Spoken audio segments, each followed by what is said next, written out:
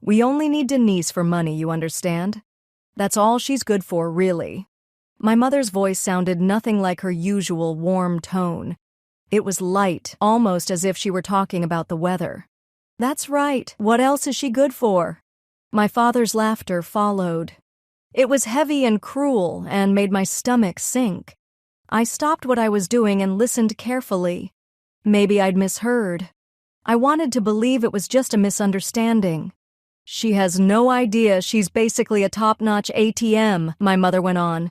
"So convenient. She never asks questions, always saying yes to everything." "Exactly. An engineer's salary isn't bad at all. It really helps us out," my father replied. It was Thanksgiving. I had come home carrying my homemade cranberry sauce, something I'd spent 3 hours perfecting the night before. I'd made it just the way my family liked, less sweet, with a bit of orange peel for flavor. It was one of the ways I showed them love. Even now, at 28, these family traditions meant everything to me. These gatherings had become more precious, especially after Dad retired due to his lung cancer diagnosis. When I arrived at my parents' house, my mom greeted me at the door. "Thank you for making the cranberry sauce again this year," she said with her usual warm smile. My father called out from the living room, "Glad you could make it." My sister Claire was showing us photos with her college friends, chatting about her life. In the afternoon, I helped my mom in the kitchen, prepping the turkey, chopping vegetables, setting the table. It was our yearly ritual. Working side by side, we chatted about nothing in particular. "This year's been good for the company. I'm hoping for a bonus," I said. "That's wonderful. It means we won't have to worry about Claire's tuition next year," my mother replied. I didn't think twice about it. Around 3 p.m., I went into the kitchen to reheat the cranberry sauce. As I carefully adjusted the temperature, I heard my parents' voices coming from the back door. At first, I paid no attention, but then I heard my name. I listened more closely and realized they were talking about me, saying I was only useful for my money, calling me an ATM. My hands almost let go of the precious cranberry sauce I'd worked so hard to make. I gripped the glass bowl tighter, but it was my heart that was shattered instead. 6 years earlier, when I was a 22-year-old college student, my father's illness turned our lives upside down. Medical bills, daily expenses, and tuition for my sister Claire, who was then 19, all of it landed on my shoulders. I didn't hesitate. I decided to support my family. I took a high-paying engineering job, worked overtime, did everything I could to maximize my income. For the past 6 years, I had given my life over to my family. No dating, limited time with friends, no hobbies.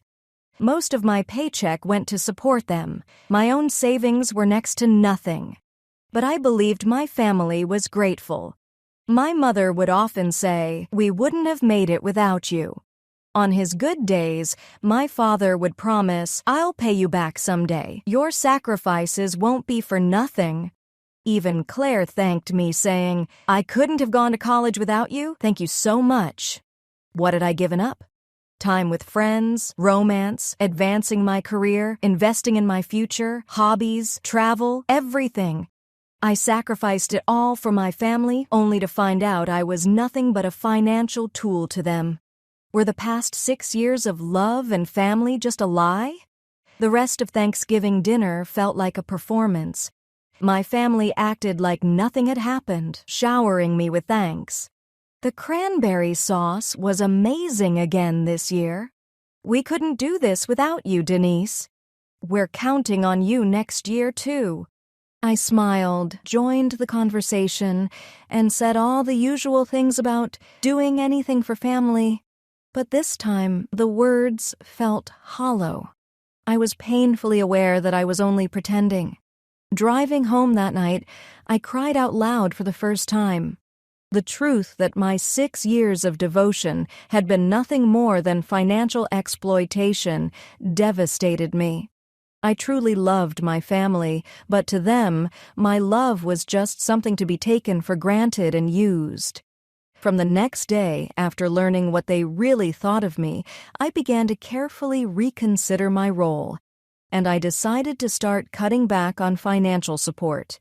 The first step was to stop paying for the utilities: electricity, gas, water, internet.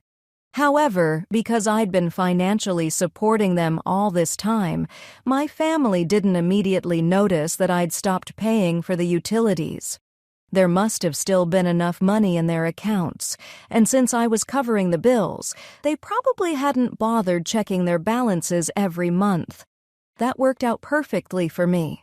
At first, I considered telling them directly that I was no longer helping financially, but I decided to wait quietly until they realized it on their own. I also started keeping our phone conversations short and stopped visiting as often. This was the beginning of my journey to reclaim my life. But just a month after Claire graduated from college, I got an unexpected call. "Denise, I have something important to tell you," Claire said, her voice bubbling with excitement. "I'm getting married." The person she was marrying was Scott, a classmate she'd met in college, who had proposed to her right after graduation. I was surprised, but I genuinely wished my sister happiness. "Congratulations, Claire. Is Scott a good guy?" "He's really kind and responsible. I can't wait for you to meet him," she replied, her voice full of joy. Because it was going to be a small ceremony, the wedding was set for 2 months later, with just family and close friends in attendance. On the wedding day, I wore my best dress, a midnight blue, elegant gown I'd picked out specifically to match Claire's taste. Despite my distrust of our parents, Claire was still my beloved sister. I also chose her gifts with care: a set of high-end tableware for her new home and a handmade photo album. The ceremony was scheduled for 2 p.m., but I arrived at the venue by 1 o'clock because I was so eager to see Claire as a bride. But at the entrance, I was met by my parents, wearing expressions I had never seen before. Gone were their warm smiles. Instead, their faces were cold, as if I were a stranger. "Oh, Denise." My mother's voice was icy. "Actually, we don't need you anymore. Not today." I couldn't process what she was saying. "What are you talking about? Today is Claire's wedding. I'm her sister." "Exactly," my father said, stepping out from behind my mother, his expression just as cold. "You finished paying for Claire's education. Your role has ended now."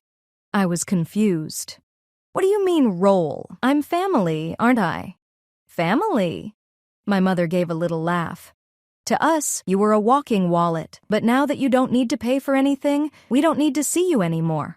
There I was, dressed in my finest, holding gifts I'd chosen with love, being rejected by my own family. It felt like being a hired help who'd been dismissed the moment I was no longer useful. "Don't look so shocked," my mother continued. "You must have known this day would come. You did a good job for 6 years, but we don't need you anymore." "Does Claire feel the same way?" I asked, my voice trembling. "Of course," my father replied. "Claire is married now and starting her own family. She doesn't need the burden of her older sister anymore." Something inside me broke. And at the same time, something else awoke, a sharp, calm sense of resolve that was neither anger nor sadness. "I see," I said quietly. "In that case, you won't be needing my bank account either." I'm not sure if they heard those words or if they understood what I meant. But I knew, even if they didn't. When I got home, I stood in front of the mirror, still wearing that midnight blue dress. For the first time, I truly understood. To them, I was neither daughter nor sister, just a source of money. And the instant that value was gone, so was I. Strangely, I felt a sense of freedom. It was as if the weight I'd carried for 6 years had been lifted in an instant. From now on, I could finally live for myself. That hope felt bigger than any tears. That night, I took my first step toward a new life. A few days after the humiliation at the wedding, I made up my mind to stop all financial support completely. In the second year of my father's illness, the house deed had been transferred to my name. At the time, my father was struggling to pay medical bills and told me it was for tax benefits, so he changed the title to me. Which meant legally, the house my family was living in belonged to me. I searched for the deed and checked it. Sure enough, it was registered in my name, and the mortgage was under my responsibility, too. The next day, I visited a law office. Hillary, my attorney, listened carefully as I explained everything. Stopping the mortgage payments is your right as the property owner. However, please be aware that it will completely sever your relationship with your family, so I advise proceeding with caution. The family relationship is already broken, I replied firmly. I want to proceed with all legal measures as my top priority.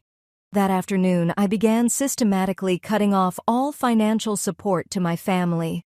This wasn't some emotional outburst, it was a planned decision.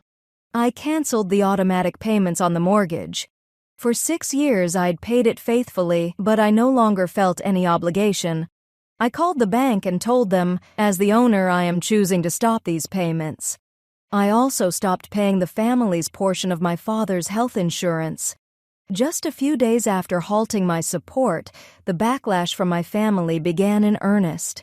Because I'd blocked all their numbers, I never heard my phone ring. But it was easy to imagine their confusion and panic. With their accounts finally running dry, they were probably getting warnings from the utility companies that bills hadn't been paid. Honestly, I found the whole situation rather amusing. With the mortgage payments stopped as well, the bank would have started sending overdue notices. My family tried every possible way to contact me. Their persistence was even greater than I had anticipated. First, the calls started coming in from unfamiliar numbers. From 8 a.m. to 11 p.m., I was getting more than 50 calls a day. Since I had blocked all calls, I didn't actually hear the phone ring, but my screen was always filled with 50 missed calls notifications. Voicemail recordings included my mother's sobs, my father's angry shouting, and Claire's anxious, confused voice. But I never listened to any of them, just imagining what they were saying was enough.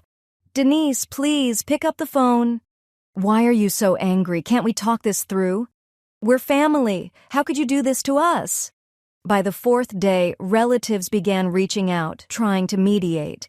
The first was an email from Aunt Mary. "Denise, I hope you're well. Your mother told me what's going on. Family issues are always complicated, but there's nothing that can't be resolved through conversation. Let me help mediate. Let's meet and talk. Blood is thicker than water. We should value the bonds of family." I responded politely, but clearly, "Thank you for your concern, Aunt Mary, but this is a matter between me, my parents, and Claire. I don't think it's appropriate for a third party to get involved. My decision is final." By the 2nd week, the blame-shifting messages started arriving. One message came through Patrick, my father's friend.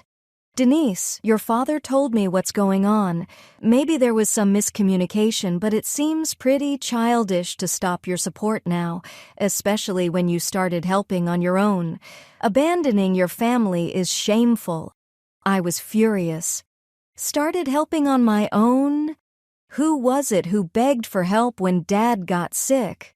Who asked me for tuition when Claire was going to college? I wrote back in detail, "Please get your facts straight before commenting. Every request for support came from my family. I answered every single one for 6 years. I stopped because it became clear that my only value was financial. This is a fair decision." Even after a month, my parents never once apologized. Instead, they justified their actions, painting me as a heartless daughter, an ungrateful child, someone who had abandoned her family. They told relatives and acquaintances stories about my cruelty, but I ignored all contact. I knew there could be no reconciliation unless they truly changed. Without genuine remorse and a heartfelt apology, I would never back down. During this time, I continued consulting with Hillary and preparing for the next step. It was nearly time to exercise my rights as the legal owner of the house. After 2 months of relentless contact attempts, I decided to take definitive action. As the owner, I would formally ask my family to vacate the house. This wasn't an emotional reaction, it was a carefully considered decision. In my meeting with Hillary, I made my intentions clear. I want to send a formal eviction notice to my family. Please proceed according to the law. You absolutely have the right as the owner to demand that the current residents vacate, Hillary confirmed. However, you must provide proper notice. Typically 3 months is standard, but considering the family situation, I recommend giving them 2 months. 2 months is fine, any longer is unnecessary. Hillary explained the process. We'll send a formal notice via certified mail. If they want to stay, we'll also state the rent amount. The market rate in the area is about $1,200 per month. Shall we set it at that? Yes, set it at the market rate, $1,200 per month. A week later, my family received the certified letter. 3 days after the notice arrived, around 2 p.m., I was in a conference room preparing for a client presentation. Suddenly, I got a call from the front desk. "Excuse me, Denise, I'm sorry, but your father is here. He's very upset and he's raising his voice. What should we do?" The receptionist sounded clearly distressed. My heart skipped a beat. I never imagined he would show up at my workplace. I took a deep breath and steadied myself. "I'll be right down." As I rode the elevator to the first floor, I braced myself. It had been nearly 4 months since I last saw my father in person, at Claire's wedding. When the elevator doors opened, I heard my father's furious voice echoing from the lobby. "What kind of legal threat is this? How could you do this to your own family? After 28 years of raising you, this is how you repay us?" When I appeared in the lobby, he spotted me and marched over in big, angry strides. I was shocked by his appearance. He looked nothing like the dignified father I once knew. He'd clearly lost more than 20 pounds, his hair was unkempt, and his clothes were a mess. Illness had taken a toll, but it was obvious the mental strain had too. "Denise!" His voice was a mix of anger and desperation. "How could you do this to us? What legal procedures? Kicking your parents out of their home? What kind of person does that?" He looked around at the people in the lobby. "I want everyone to see how cold-blooded my daughter is. I thought she'd worked for her family for 6 years out of love, but it turns out it was all calculated." Just then my mother appeared from the elevator, probably having followed him. She too looked worn, and nothing like her former elegant self. "Denise," she came to me in tears, "please just listen. We can't possibly afford that rent. Are you really going to leave us homeless? I've given you a choice. Move out or pay rent. Those are the options." I answered, still completely calm. "How are we supposed to pay $1,200 a month?" Her voice was filled with despair. "That isn't my problem. As the owner, I set a fair rental price." "I didn't raise such a heartless daughter!" she screamed. "All you care about is money. Don't you have any love for your parents?" That was the moment my patience snapped. "Love?" For the first time, my voice was filled with emotion. "You're the ones who trampled my love for 6 years. I believed in your love. I gave up my own life for you, but to you, I was just a cash machine." "That's not true," my mother started to say, but I cut her off.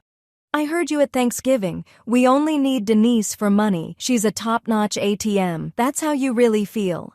Both my parents' faces went pale.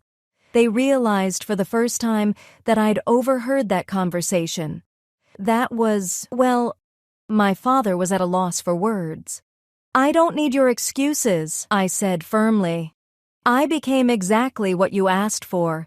If all I am to you is money, then we'll handle this as a business arrangement." "Denise," my mother pleaded, "at least give us more time. We'll try to come up with the money." "I've already given you 2 months' notice. There will be no further extension." With that, I turned and headed for the elevator. I heard my father shouting my name behind me, but I didn't look back. Inside the elevator, I stared at my trembling hands, anger, sadness, and relief all tangled together.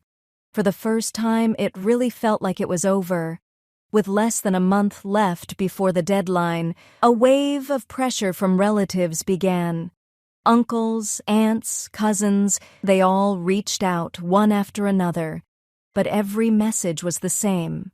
Forgive your family. Blood is thicker than water. Family love matters more than money.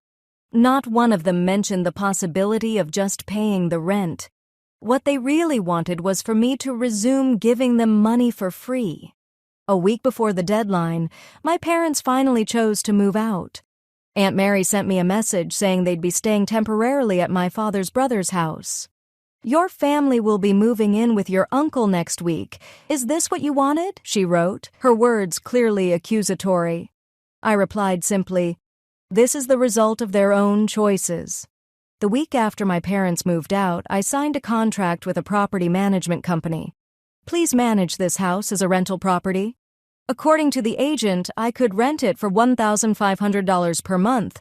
It's a great location, and considering the age, the house is in good shape. I'm sure we'll find tenants quickly. Sure enough, 2 weeks later, a young couple moved in, a husband working at an IT company, and his wife, a nurse. They seemed like a lovely pair. When the first month's rent, $1,200, was deposited into my account, I had mixed feelings. It meant more than financial gain. It was deeply symbolic. After my family treated me as disposable, now strangers were paying fair value for what I owned. 3 months later, I received an unexpected call from Claire. Her voice was trembling. Denise, I'm so sorry. I really didn't know. I had no idea about any of it. I was confused. Claire, what are you talking about? How terribly Mom and Dad treated you, Claire said, her voice breaking with tears. Yesterday, Mom told me everything, how they called you an ATM at Thanksgiving, and how at my wedding they said they don't need you anymore. I caught my breath. Could Claire really not have known? Mom and Dad told me you'd suddenly cut off all support, that you didn't want anything to do with us anymore. I believed them. I thought you were being awful. Claire went on. But something never felt right, so I confronted Mom. That's when I learned that at my wedding, Mom and Dad said, we don't need Denise anymore. I was shocked. I didn't know. Really, I knew nothing. But at the wedding, I didn't hear any of it, Claire shouted. Mom and Dad told everyone Denise isn't coming. She wants to cut ties with the family. I never imagined they'd turn you away at the door. I was at a loss for words. Since yesterday, I've been calling all our relatives, telling them the truth about how much you did for us, how awful Mom and Dad were to you. The truth? Yes, Aunt Mary, Uncle, our cousins, everyone. I told them you paid for us for 6 years, for my college, for the mortgage, everything. Claire's voice turned angry. And I told them Mom and Dad called you an ATM and said they no longer needed you. Everyone was shocked. Aunt Mary even cried and said, how could something so cruel happen? And everyone had just believed Mom and Dad's side. They thought you were cold and heartless. But now that they know the truth, their opinion of Mom and Dad has completely changed. Uncle even yelled, this is beyond shameless. My feelings were complicated. I was glad Claire knew the truth, but it reminded me how nobody had believed in me. Denise, Claire's voice trembled again. I'm so sorry. I went to college thanks to your sacrifices, but I still doubted you. Claire, you're not to blame. Through her tears, Claire continued. Yesterday, I talked to Scott about it. He said, your sister is incredible. She supported your college and your whole family. Scott wants to thank you in person, too. Scott does? Yeah, we want to apologize together, and we want to start paying you back, even if it's just a little at a time. I've been thinking about this since I graduated. I was surprised. Claire, you don't have to. Even if you say it was just because we're family, we still owe you. It's only right that we pay you back. There was determination in Claire's voice.